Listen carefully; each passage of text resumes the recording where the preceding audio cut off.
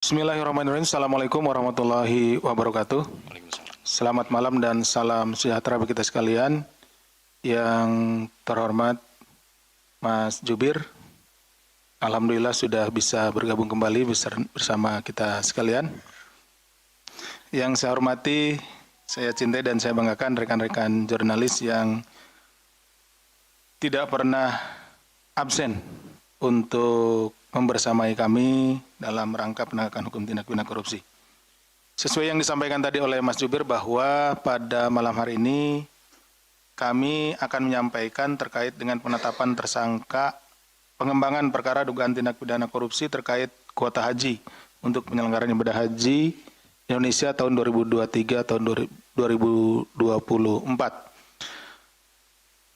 Penetapan tersangka dalam pengembangan perkara kuota haji ini merupakan hasil dari dukungan dari masyarakat Indonesia yang dalam 2 atau 3 minggu ini memberikan dukungan yang sangat fantastis kepada kami tentunya untuk segera menyelesaikan penanganan perkara kuota haji ini.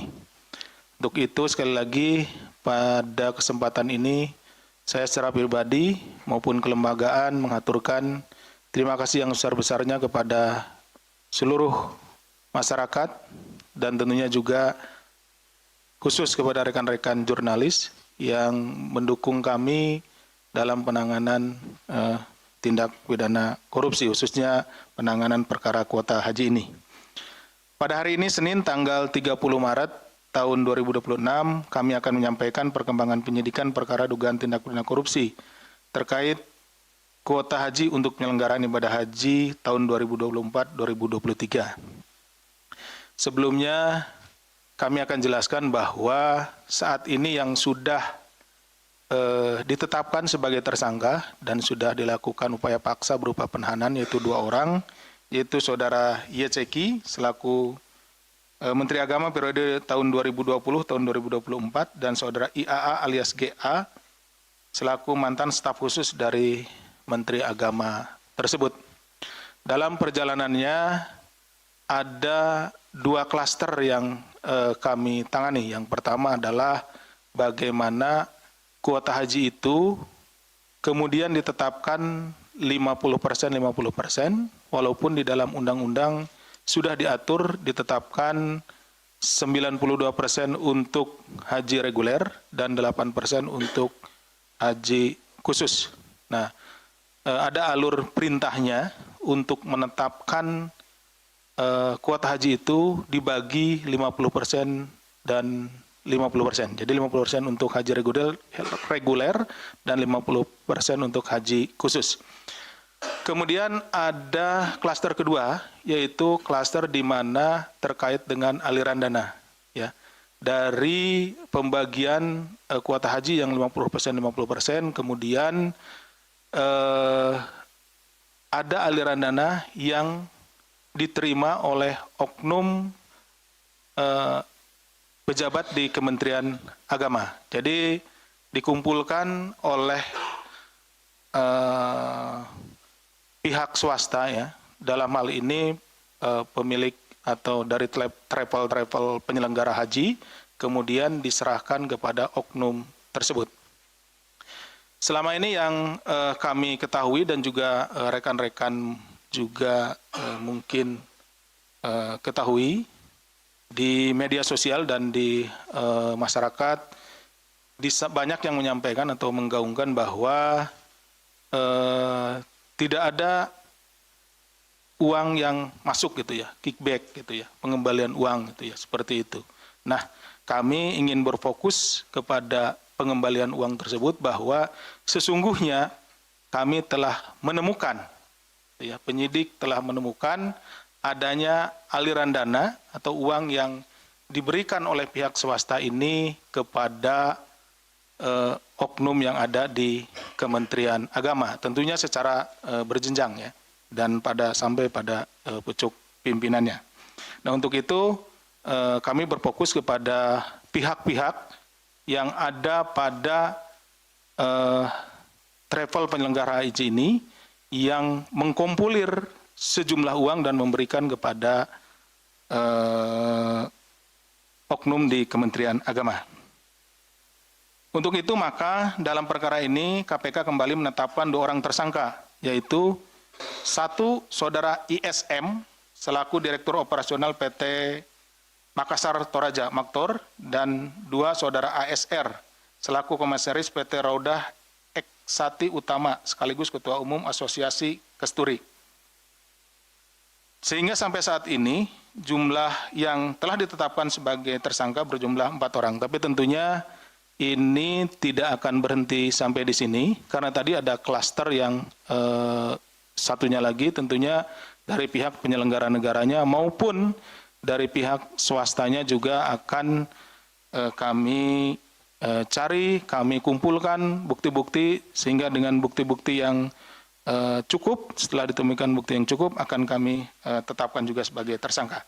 Tersangka ISM dan ASR disangkakan telah melanggar pasal 2 ayat 1 dan pasal 3 Undang-Undang Nomor 31 Tahun 99, Yunto pasal 18 Undang-Undang Nomor 31 Tahun 99 tentang pemberantasan tindak pidana korupsi, sebagaimana telah diubah dengan Undang-Undang Nomor 20 Tahun 2001 tentang perubahan atas Undang-Undang Nomor 31 Tahun 99 tentang pemberantasan tindak pidana korupsi, Yunto pasal 55 ayat 1 ke 1 KUH pidana, atau sebagaimana dimaksud dalam pasal 603 atau 604 Undang-Undang Nomor 1 Tahun 2023 tentang Kitab Undang-Undang Hukum Pidana, Yunto pasal 20 huruf C Undang-Undang Nomor 1 Tahun 2023 tentang Kitab Undang-Undang Hukum Pidana.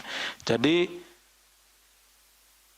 perkara ini ditetapkan ya untuk naik ke penyidikan pada bulan Agustus tahun 2025, di mana baik KUHP dan KUHP-nya masih berlaku KUHP dan KUHP yang lama, ya.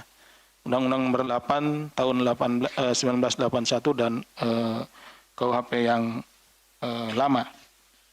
Tentunya juga sini ada penyesuaian, di mana pasalnya setelah di Undang-Undang KUHP yang baru, ya Undang-Undang Nomor 1 Tahun 2023, KUHP yang baru, dan Undang-Undang Nomor 20 Tahun 2025.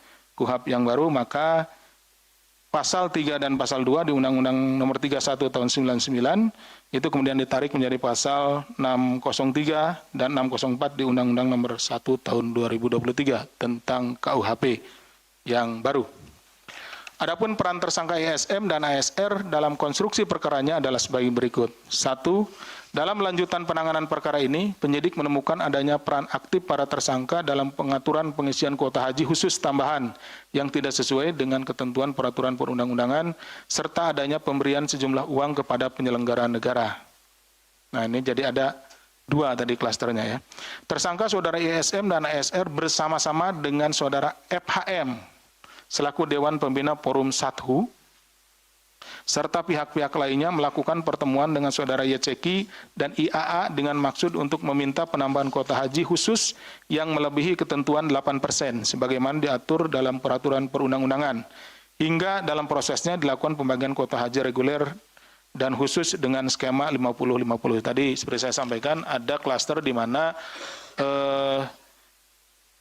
person-person yang kita tetapkan sebagai tersangka dan juga bersama-sama dengan saudara FHM itu turut serta terkait dengan penentuan kuota haji yang melebihi sesuai dengan aturan perundang-undangan, di mana dalam undang-undang diatur 92% untuk haji reguler dan 8% untuk haji khusus.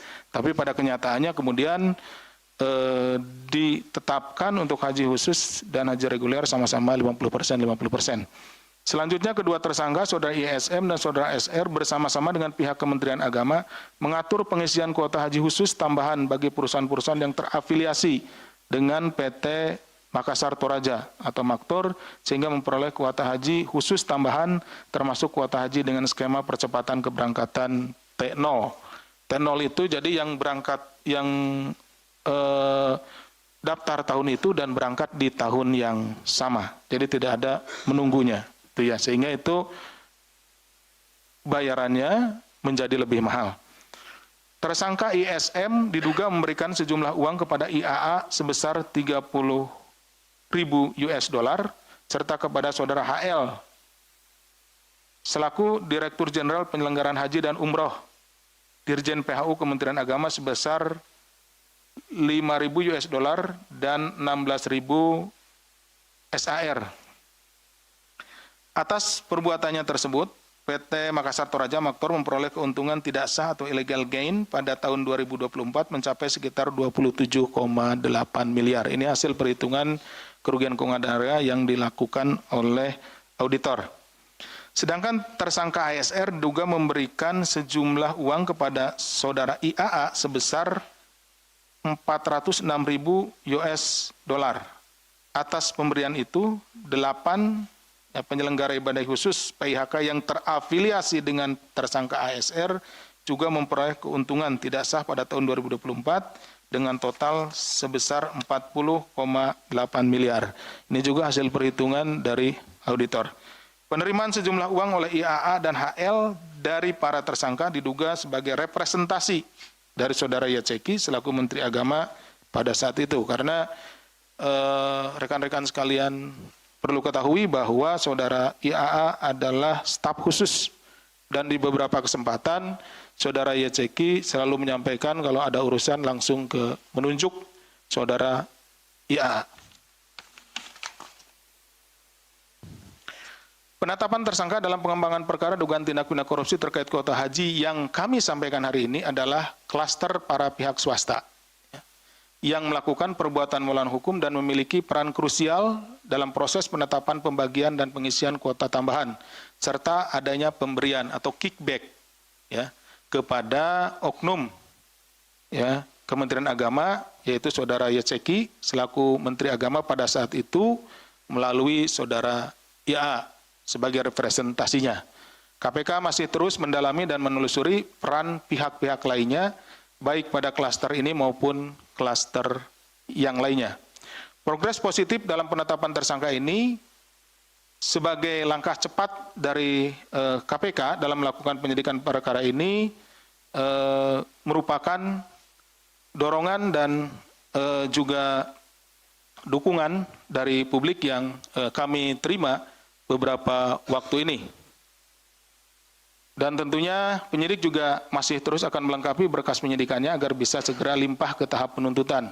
Sehingga ketika nanti sudah masuk ke tahap persidangan, masyarakat bisa mengikuti dan mencermati setiap fakta yang muncul dalam persidangan secara lengkap.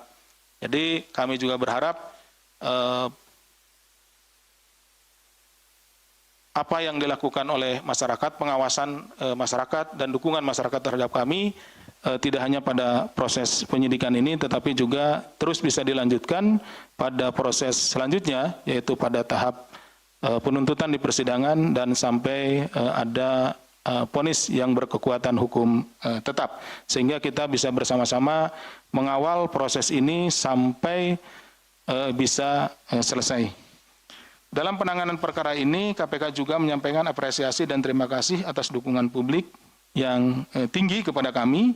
Kita menyadari bahwa perkara ini menyangkut hayat hidup masyarakat, khususnya para calon jamaah haji Indonesia. Terlebih lagi 82,5% penduduk Indonesia atau sekitar 240 juta dari 280 juta adalah pemeluk agama Islam. Perkara yang menyangkut penyelenggaraan ibadah haji ini juga tidak terbatas perbuatan melawan hukum yang dilakukan para pihak sehingga mengakibatkan kerugian keuangan negara, tapi juga telah mencederai prinsip dimensi spiritual dan sosial sebuah ritual ibadah keagamaan. Karena itu langkah penindakan yang dilakukan KPK atas ini diharapkan menjadi catatan penting untuk ditindaklanjuti pada ranah pencegahannya. Sehingga para pemangku kepentingan penyelenggara ibadah haji bisa memitigasi adanya ruang-ruang yang masih menciptakan kerawanan terjadinya tindak pidana korupsi. Tidak hanya soal pengaturan kuota haji, tapi pada setiap proses bisnis penyelenggaraan ibadah haji, terlebih penyelenggaraan ibadah haji tahun 2026 akan segera dimulai. Jadi 3 bulan ke depan tentunya proses si ibadah haji akan tahun 2026 akan dimulai. KPK melalui fungsi pencegahan mendukung penuh langkah-langkah perbaikan yang dilakukan guna mewujudkan penyelenggaraan ibadah haji sebagai bagian dari pelayanan publik sehingga dapat berlangsung dengan transparan, akuntabel, dan berkeadilan. Demikian yang bisa kami sampaikan. Terima kasih.